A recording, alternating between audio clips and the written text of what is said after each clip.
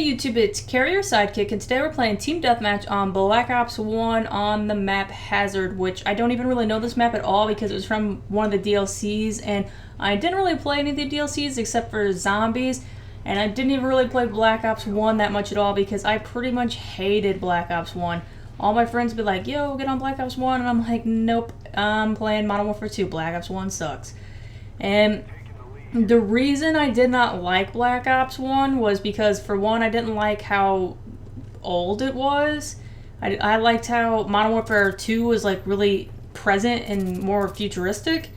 And then also the guns kick a lot in Black Ops 1. And I still notice that, but I think I'm like a much better player now than I was at the time because I had only been playing Call of Duty for like about a year. So to go from like my favorite game of Modern Warfare 2, which I got really good at and I was really used to, and then to play like this new Call of Duty that I wasn't used to, and I'm like, wow, these guns kick. And I got most of my kills in Modern Warfare 2. I wasn't really a rusher at that time. I was definitely very stay back in the distance, camp, you know, kill people from far away. And the guns in Modern Warfare 2 were much more like, they were better for that because they didn't kick all that much, so it was a lot easier to kill people that were far away. I got most of my kills from far away, and I did a lot of camping in Modern Warfare 2 through my first, like, at least probably first 2 prestiges. I used to use the heartbeat sensor, and I would just, like, camp in a room and just wait for people to come. Like, I was that person. I was that person.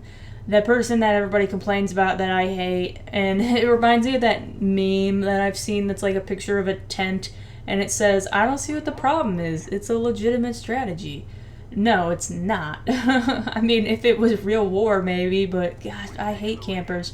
And I was such a camper, but when I tried to play Black Ops 1, I really couldn't camp. I think it's boring to camp, and if everybody camped, nobody would get kills, and I couldn't get any kills from far away because I just didn't know how to control the recoil on the guns. And I mean, it's probably a little bit more realistic.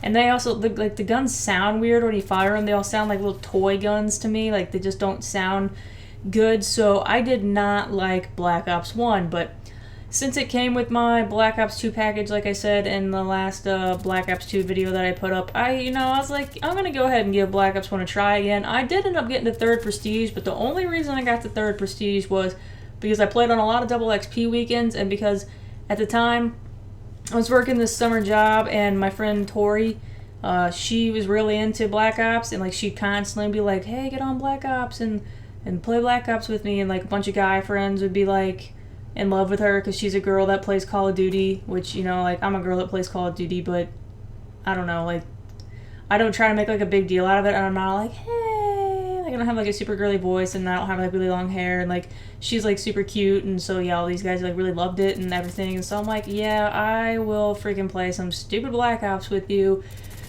because you want me to, even though I don't like Black Ops. So I don't know, I just thought I'd give it a try, and I did surprisingly well, especially for playing a map that I did not know very well. So that's a little bit of the background on why I'm playing Black Ops 1, and you know what's so frustrating?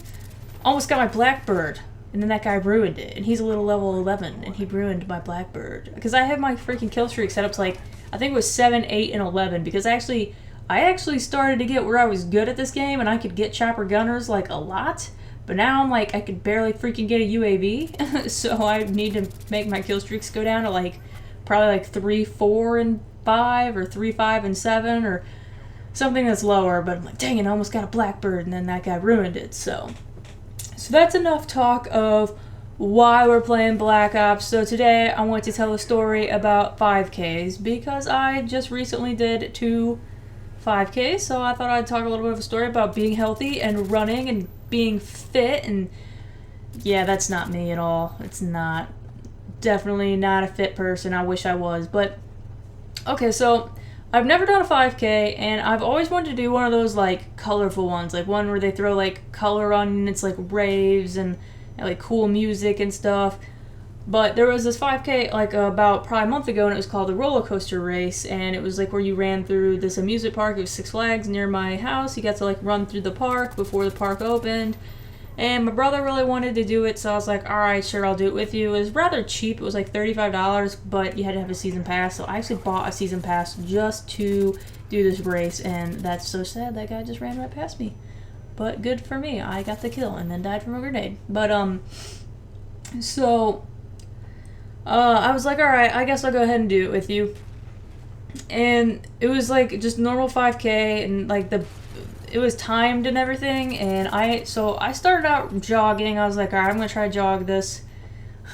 I made it like a half mile, and then I was like, yep, I'm done. And I just walked the rest. And the only thing that sucks though is like the park was really hilly, so it was running uphill, running downhill. Then there was parts of the park where, in the back of the park, where it's not where like guests can go. It was really like rocky and stuff. So then it was like running on gravel, and there's all different kinds of terrain and stuff. And I've always kind of thought that seems cool. Like I kind of always wanted to do Tough Mudder, except for the fact like I just straight up know I couldn't finish it. Like I don't even like walking that much. Like there's no way. I think that's like a 12-mile run. There's no way. Like I can't even do 3. There's no way I'm doing 12 or how many ever it is. I'm not doing no 13 miles.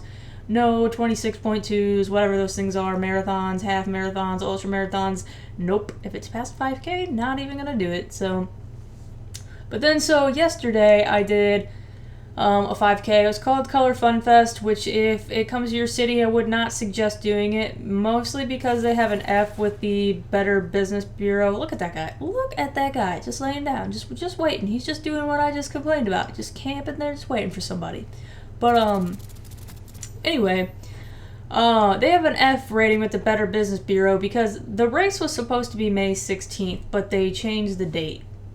And they changed it last minute. So for those people who, had already had plans and weren't able to make it, it kind of sucks for them. Not only does it suck for them, but they said on their website that if you couldn't make it, that they would not refund your money, that the only thing you could do would be to pay an extra $10 to transfer your ticket to another person, which is really stupid, and to me seems almost like that should be like a legal issue somewhere, because like I paid $100 to do this. It was $25 a ticket, and I bought 4 tickets. So you're telling me that after I spent $100, that if I couldn't make it, you want me to spend another $40 to transfer all those tickets to someone else? I don't know. I just don't agree with it. Fortunately, I was able to do it, because that was something that I had worried about, was me or my friend going to be able to do it. And if we couldn't, then I'd be out like $100, or have to pay another, have someone else pay another $10 if they wanted to do it. So to me, that's, and they do that a lot. Apparently that's what almost all their negative ratings were for. And they said that they moved it because that they were overbooked, but that doesn't really make any sense on why like changing the date would make you over or underbooked, unless people are going to cancel because they probably have other plans for this day. So I don't really agree with that. But so there was a day and a night run, and the day run I thought it was going to be in the day. The day run started at like 6:30 at night, and the night run started at 8:30. So like literally it's pretty much walking 6 miles straight. And it was a lot like the color run.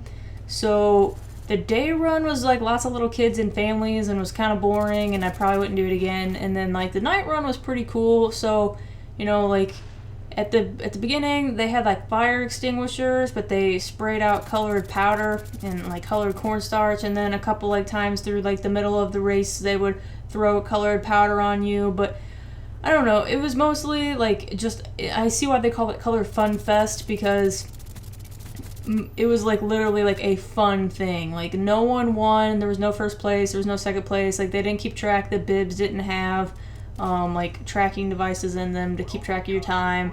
There was no timer there, so it was like literally just like, oh, do this for fun. Lots of people were taking shortcuts. Me and my friend took a shortcut like twice. It was like 6 miles, and we were gonna walk, and we probably only ended up walking like 4.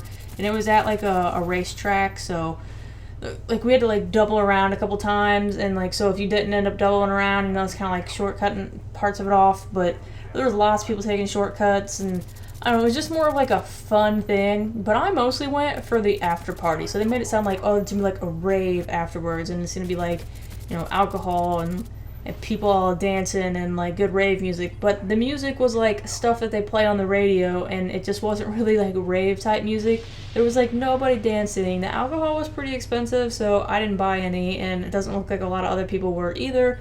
And there was just like nobody that seemed to like go for the after party. It's like people went for the race, and I was like, dang, I went for the after party because I love raves. Raves are so cool. I've talked about it like a million times, so kind of a letdown, but it was still kind of fun, and it rained the whole time, so that sucked. You know, having cornstarch on you and then getting rained was not fun, but it was still a good time. So hope you guys liked the video. Thanks for watching, and I will see you guys later.